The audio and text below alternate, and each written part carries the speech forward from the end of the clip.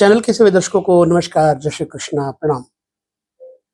पिछले वीडियो में आपने देखा कर्क राशि में सूर्य का प्रभाव क्या होता है, जो कि बहुत बड़ा वीडियो बन गया था। तो मैंने सोचा कि अब छोटे छोटे वीडियोस में आपको समझाने का प्रयास करूं।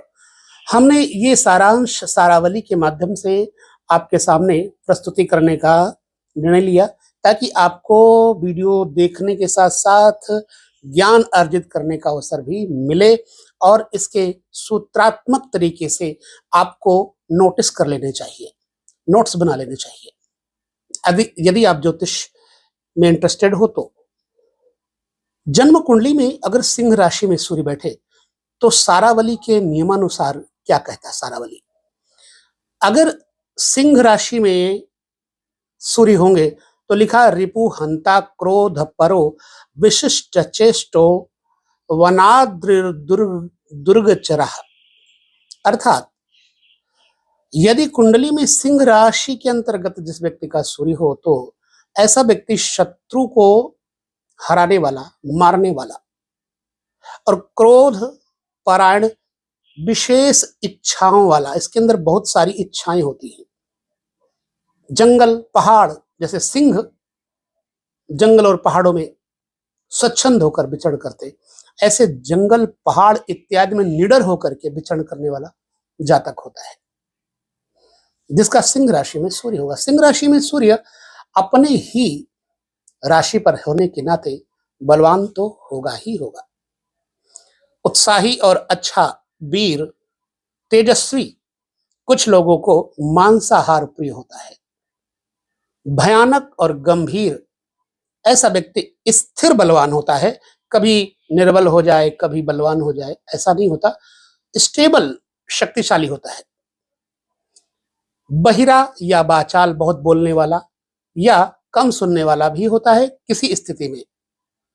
राजा, धन से युक्त विख्यात व्यक्ति होता है। अब सिंह राशि पर सूर्य होने से साथ में देखें ग्रहों का विचार। सबसे पहले सूर्य पर चंद्रमा की दृष्टि सूर्य पर पड़ती है तो सप्तम पड़ती है। जब सूर्य सिंह में होंगे तो चंद्रमा निश्चित ही द्वादशेष होकर के सप्तम स्थान पर कुंभ राशि में होंगे।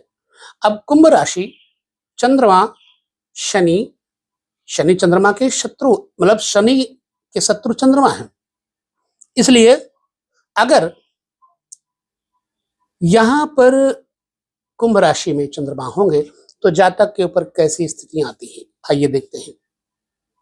जातक बुद्धिमान होगा, सारावली कहती है। और बुद्धिमान होगा न होगा, लेकिन बुद्धिमान स्त्री का स्वामी जरूर होगा, क्योंकि सप्तम में चंद्रमा है। स्त्री सुंदर होगी, बुद्धिमान होगी, सद्गुण संपन्न होगी, पति को संतुष्ट करने वाली होगी। लेकिन यहां पर बुद्धिमान होने के साथ साथ कफ प्रवृत्ति रहेगी। कफ जनित व्याधि से पीड़ित एवं ऐसा व्यक्ति राजा का निकटवर्ती, मंत्री मिनिस्टरों के निकट में रहने वाला प्रिय व्यक्ति होता है। सूत्रात्मक तरीके से समझेंगे। सिंहस्थ सूर्य होने पर मंगल की यदि दृष्टि पड़े, मंगल यहां पर एकादशेष और चतुर्दशेष जो है ना, एकादशेष मतलब और चतुर्थेश होकर के मंगल कहां से देखेंगे? छठे घर में। मकर राशि में होंगे तो अष्टम दृष्टि से देखेंगे, ठीक है। कुंभ राशि में होंगे तो सप्तम दृष्टि से देखेंगे और वृष राशि में होंगे तो चतुर्थ दृष्टि से मंगल देखेंगे। जब चतुर्थेश और एकादशेश मंगल सूर्य को देखे तो मंगल भी क्रोध अग्निकारक ग्रह है, सेनापति है इनको कहा गया है, और ग्रहों में श्रेष्ठतम सेनापति की संज्ञा दी गई है।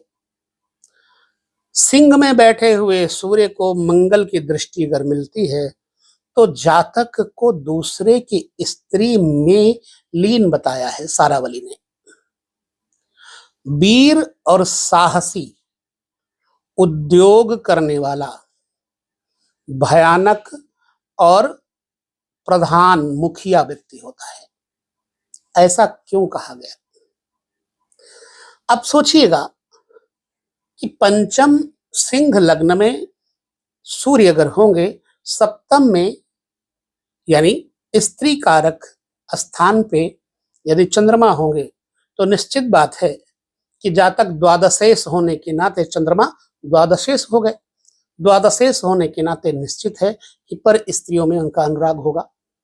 इसलिए सारावली ने यहां पर ये कहा। बुध, मैं यहां आपको बता दूं, बुध और शुक्र ऐसे ग्रह हैं जो सूर्य से सप्तम नहीं जा सकते, परंतु डिविजनल चार्ट के अनुसार शायद सारांश सारावली ने दिया है कि यदि बुध की दृष्टि पड़े सूर्य पर, तो जातक मनीषी यानी विचारवान पुरुष होगा और लिपि प्रतिलिपि लेखन कला में बड़ा माहिर होगा, परिपूर्ण होगा, धूर्त मनुष्यों के साथ रहने वाला होगा, पर्यटनहीन एवं अल्प बली होगा, घूमने को नहीं मिलेगा, ताकत कम होगी। ऐसा क्यों? लग्न सूर्य सिंह में होंगे, द्वितीय स्थान के स्वामी होने के नाते मार्कत्व का प्रभाव तो पड़ेगा ही ना बुध पर, और पुनः एकादश स्थान के स्वामी बुध, मुझे लगता है कि धन संपत्ति युक्त अपने बुद्धि से, अपने विद्या से इस व्यक्ति को संपूर्ण सुख जरूर मिलेगा। घूमने की आदत नहीं होगी और बहुत बलवान नहीं होगा। क्यों? क्योंकि बुध द्वितीयेश होने के कारण, मार्केश होने के कारण अगर कहीं दृष्टि डालेंगे तो अब डिविजनल चार्ट में आप इस बात का खुलासा कर सकते हैं। D1 में तो फिलहाल बुध की दृष्टि सप्तम नहीं पड़ेगी, अब बृहस्पति की दृष्टि पड़ेगी। अब बृहस्पति की दृष्टि अगर पड़ती है तो बृहस्पति किन किन घरों के स्वामी हैं? सूर्य अगर सिंह में होंगे तो बृहस्पति अष्टमेश हो जाएंगे और पुनः पंचमेश हो जाएंगे। पंचमेश होने के नाते बृहस्पति की दृष्टि शुभ ही होगी, अष्टमेश होने के नाते कुछ अशुभ भी होगी। आइए देखते हैं सारावली क्या कहता है। यदि सिंहस्थ सूर्य पर बृहस्पति की दृष्टि पड़े तो जातक को देव, मंदिर, बगीचा, तालाब बनाने वाला एवं अधिक शक्तिशाली, सामर्थ्यशाली ऐसा व्यक्ति एकांत प्रेमी होता है और बड़ा ही बुद्धिमान व्यक्ति होता है। क्यों? क्योंकि सूर्य प्रशासक ग्रह, बृहस्पति धार्मिक ग्रह, बृहस्पति की दृष्टियां हैं 3, मतलब नवम अगर बृहस्पति पंचम स्थान पर बैठेंगे तो नवम दृष्टि से सूर्य को देखेंगे, सप्तम बैठेंगे तो कुंभस्थ बृहस्पति सूर्य को देखेंगे, फिर मेष में बैठेंगे नवम भाव में तो मेषस्थ बृहस्पति सूर्य को देखेंगे। लिहाजा ऐसा व्यक्ति राजकीय प्रशासक, राजकीय सम्मान इत्यादि का जो प्राप्त करने वाला जातक हो सकता है। अब शुक्र के ऊपर आ जाते हैं, फिर वही बात, ढाक के 2 पात।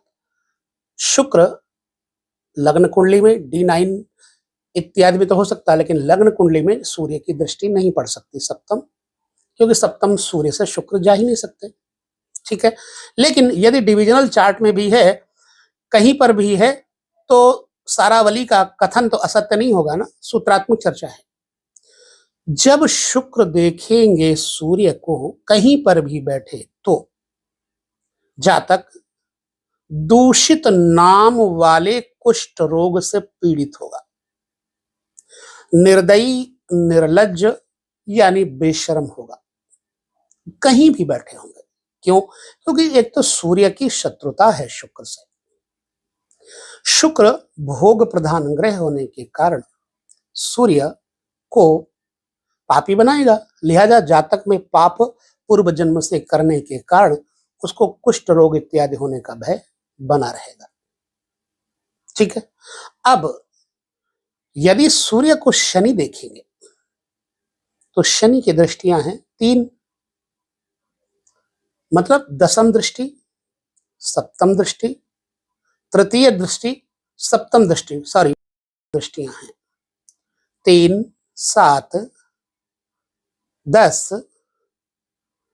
3, 7, 10, मतलब तृतीय, सप्तम, दशम, ये दृष्टियां शनि की होती है। अब शनि की दृष्टि यदि सूर्य पर पड़े कहीं पर तो कैसे पड़ेगा? एक तो शनि षष्ठेश और सप्तमेश हो जाएंगे, कहीं से भी देखेंगे। अगर जन्म कुंडली में सूर्य को यदि शनि देखेंगे तो जातक के कार्य नष्ट करने में, ऐसा बताते हैं कि जातक अपने ही कार्य को नष्ट करने में बड़ा चतुर, किसी का भी कार्य करने में विनाशक होता है, और ऐसा जातक नपुंसक और दूसरे को संतोष करने वाला व्यक्ति होता है। ठीक है। कन्या राशिस्थ सूर्य की चर्चा हम कर लेते हैं।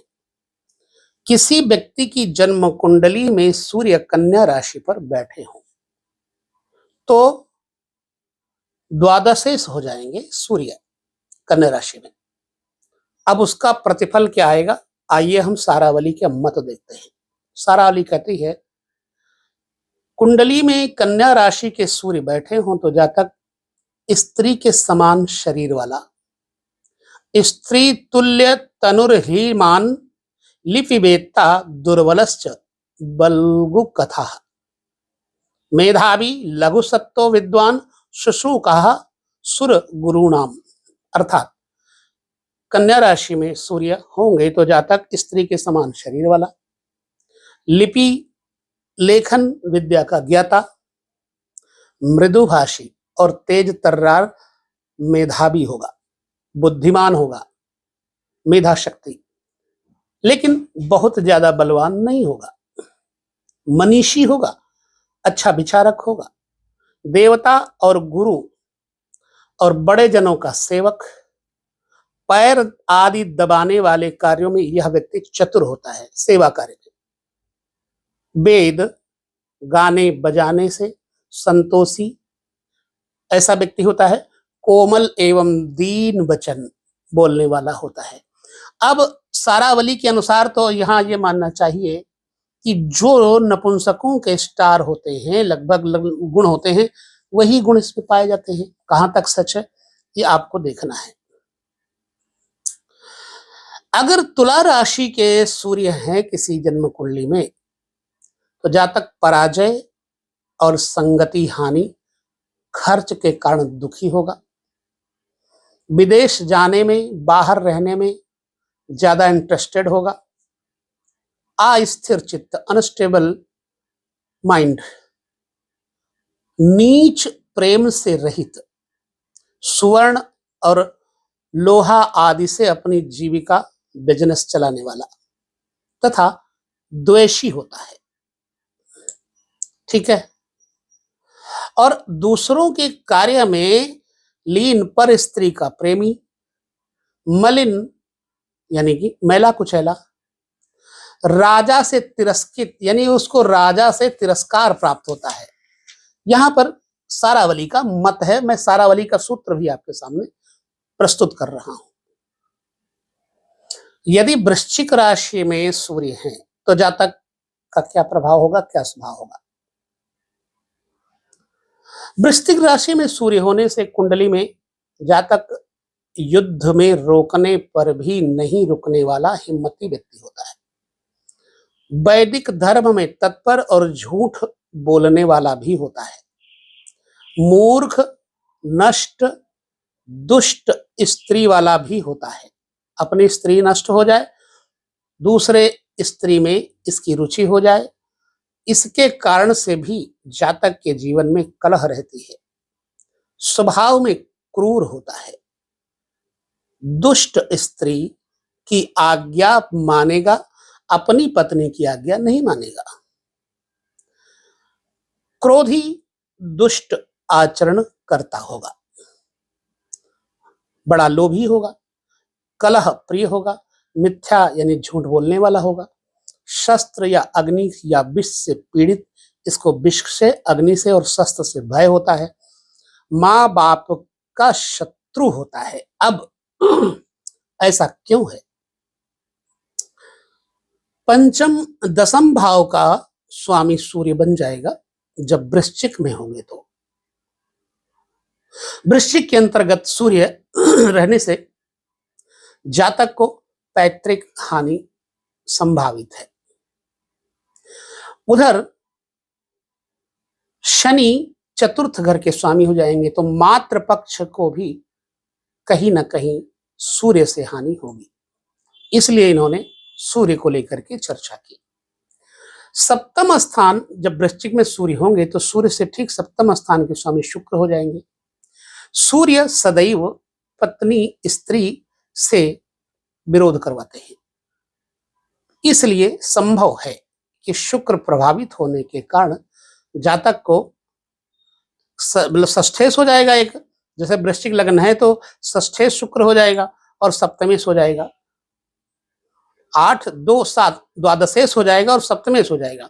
ऐसी स्थिति में स्त्री का सुख दोनों हिसाब से हीन हो जाता है, क्योंकि सप्तम स्थान मार्ग का स्थान है, द्वादश स्थान जो है स्त्री के सुख का विशेष स्थान देखा जाता है।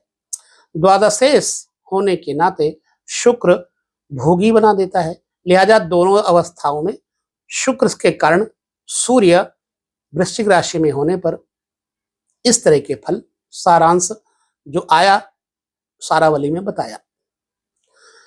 यदि धनु राशि में सूर्य होंगे किसी जातक के तो उसको व्यक्ति को धन तो मिलेगा ही मिलेगा, राजा यानी गवर्नमेंट से इसको लाभ होगा, विशेष राजप्रिय होता है, विद्वान और देवताओं का, अच्छे लोगों का संग करने वाला, देवताओं का उपासक होगा, ब्राह्मण इत्यादि की सेवा में अपनी वृत्ति लगाएगा और जन्म कुंडली में अस्त्र शस्त्र और हाथी की शिक्षा में चतुर होगा, मतलब इसको वाहन इत्यादि, वाहन बनाने इत्यादि का भी गुण होगा। जब जमाना होता था हाथी घोड़ों का तो उसके हिसाब से सारावली ने अपनी बात कही, आज भी हाथी घोड़े कहीं होते हैं, तो इसको हाथी घोड़े चलाने का बड़ा हुनर होता है। व्यवहार कुशल होगा जातक, सज्जनों में पूजा करने वाला होगा और इस व्यक्ति का चित्त शांत रहेगा। बृहस्पति की राशि मित्र की राशि में सूर्य होने पर सुंदर शरीर और विशाल देहधारी यानी कि बलवान और व्यक्तित्व प्रबल, बंधुओं का कल्याण करने वाला और बलवान होता है यदि किसी व्यक्ति का धनु राशि में सूर्य हो तो। अब कुंडली में धनु अथवा मीन राशि पर सूर्य यदि चंद्रमा से दृष्ट हो तो जातक वाणी का वैभव यानी वचन का पक्का, राजा के समान, पुत्र संतान इत्यादि से सुख, इस व्यक्ति को कोई शोक नहीं होता, मतलब ये सुखी माना गया है। शारीरिक सुंदरता भी इसकी बड़ी अच्छी होगी। यदि गुरु राशिस्थ सूर्य को मंगल की दृष्टि मिल जाए तो जातक लड़ाई में यश पाने वाला अर्थात विजय प्राप्त करने वाला और स्पष्ट बोलने वाला होगा। जातक में धन और सुख की कमी नहीं होगी और प्रकृति स्पष्टवादी होने के कारण उग्र होगी। यदि गुरु राशिस्थ सूर्य यानी कि धनु या मीन राशि में सूर्य स्थित हो और गुरु से दृष्ट हो तो जातक राजभवन में घूमने वाला अथवा राजा, हाथी घोड़ा और धन से युक्त पंडित सुखी होता है पांडित्य कर्म में। यदि गुरु की राशि में सूर्य बैठे हो, शुक्र देखते हो, समझ लीजिएगा डिविजनल चार्ट में ऐसा हो सकता है।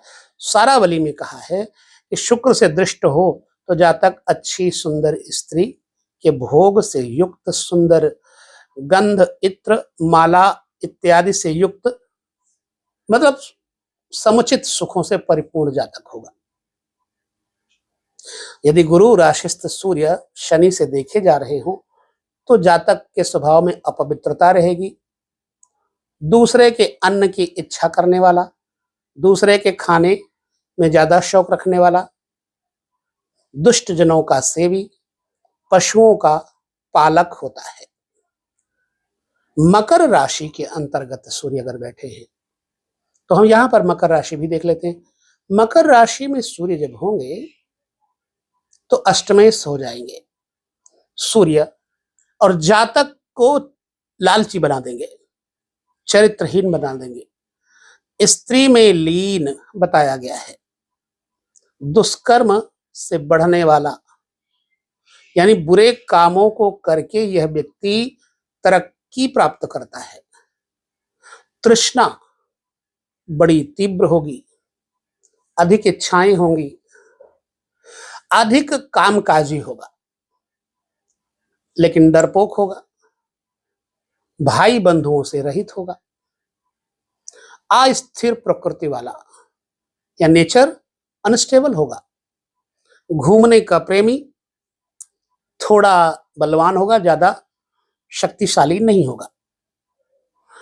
अब बल शारीरिक भी होता है, जनबल भी होता है, तो यहां बताया गया है अल्प बली, और अपने पक्ष के विक्षोभ से, अपने पक्ष यानी अपने घर के लोगों की नाराजगी से इस व्यक्ति का सर्वनाश हो सकता है। सारावली का और सिद्धांत सूत्र हम देखते हैं, जब शनि राशिस्थ सूर्य पर ग्रहों की दृष्टि पड़े तो क्या होगा। जैसे मकर राशि है तो शनि की राशि हो गई ना। अब यहां सारावली क्या कहती है हम उसे और समझेंगे। कुंडली में शनि राशिस्थ सूर्य यानी मकर या कुंभ राशि में अगर सूर्य स्थित है, फिलहाल तो मकर की चर्चा कर रहे हैं, चंद्रमा से देखे जाने पर जातक माया में, जादूगरी में चतुर होगा, मायावी होगा, चंचल बुद्धि और स्त्री की संगति से धन सुख का नाशक होता, अपना धन का नाश करेगा स्त्री की संगति से। यदि शनि राशिस्थ सूर्य मंगल से देखे जाएं, मकर राशि में सूर्य बैठे हो और मंगल देखता हो तो रोग शत्रु की पीड़ा रहती है जातक को, दूसरे के धन का हरण करने वाला एवं सारहीन देहधारी, बहुत सुंदर शरीर वाला नहीं होता, ठीक है। और ये चोट खाता है दूसरे के द्वारा, बेचैन और दुखी होता है। कुंडली में मकर राशि में यदि सूर्य बैठे होंगे तो सप्तम स्थान का स्वामी चंद्रमा हो जाएगा। चंद्रमा पीड़ित अवस्था में होने के कारण जातक को, क्योंकि शनि की दृष्टि पड़ेगी चंद्र राशि पर, तो जातक को पत्नी का सुख बहुत अच्छा नहीं बताया गया। गलत स्त्री के संग से इसका धन यानी वेश्या इत्यादि के साथ आने जाने से इसका धन खर्च होता है। बुध से अगर दृष्ट है, मैं पहले कह दूं, बुध सप्तम दृष्टि से नहीं देख सकता सूर्य को, अन्य डिवीजन चार्ट में आपको देखना पड़ेगा। जब सूर्य मकर में हो और बुध देखता हो तो नपुंसक प्रकृति और दूसरे के धन पर जीने वाला, हरण करने वाला, दूसरे का पैसा खींचने वाला, सारहीन देहधारी असुंदर व्यक्ति बहुत सुंदर नहीं होता। और शनि राशिस्थ सूर्य पर अगर शुक्र की दृष्टि हो तो फिर मैं कहता हूं शुक्र की दृष्टि यहां सप्तम तो नहीं पड़ेगी, अन्य दृष्टियों के बारे में सोचा जा सकता है डिविजनल चार्ट में। शत्रु ये व्यक्ति जो होता है ना, अगर सूर्य शनि की राशि में, मकर राशि में होंगे तो जातक शंख, मूंगा, मणि इत्यादि रत्नों से जीविका कमाने वाला, वेश्या स्त्री के धन से धनवान और सुखी होता है। अब यहां पर हम सूर्य पर शनि की दृष्टि भी देख लेते हैं। अगर मकर राशि से सूर्य पर शनि की दृष्टि पड़े तो जातक शनि से दृष्ट हो तो जातक शत्रु का नाशक और राजा के सम्मान से बढ़े हुए आश्वासन पर जीने वाला, जीविका प्राप्त करने वाला होता है। ठीक है, अब इसे और हमको समझना है। कुंभ राशि में अगर सूर्य हो तो कुंभ राशि में सूर्य होने पर जातक हृदय रोगी, अधिक बलवान, शक्तिशाली, सज्जनों से निंदित, सज्जन लोग इसकी निंदा करेंगे। कुंभ राशि में यदि सूर्य होंगे तो जन्म कुंडली में अधिक गुस्सैल होगा, दूसरों की स्त्रियों का सुंदर भाग्यवान कहा गया है, यानी दूसरे की स्त्रियों का ताकी झाकी करने वाला, कार्यों में अत्यंत निश्चिंत होगा, दुखी भी होगा, बहुत धनवान नहीं होगा, मित्रों की मंडली कभी बहुत हो जाएगी, कभी मित्र नहीं रहेंगे। शरीर पर मैले कुचैले कपड़े पहनने का स्वभाव हो जाता है। ऐसा व्यक्ति प्रायः चुगलखोर होता है और असत्य वक्ता, झूठ बोलने वाला होता है यदि सूर्य कुंभ राशि में है तो। अब हम चलते हैं, देखते हैं मीन राशि में सूर्य। कुंडली में अगर मीन राशिस्थ सूर्य होंगे तो जातक मित्रों के संग्रह में, यानी कि दोस्तों को इकट्ठा करने में बहुत तत्पर रहेगा। स्त्री के प्रेम से सुख की बहुत सारी सामग्रियां, वैभव प्राप्त करने वाला स्त्री के माध्यम से। पंडित, विद्वान, अधिक शत्रुओं का नाशक, मतलब शत्रु इसके सामने टिक नहीं पाते।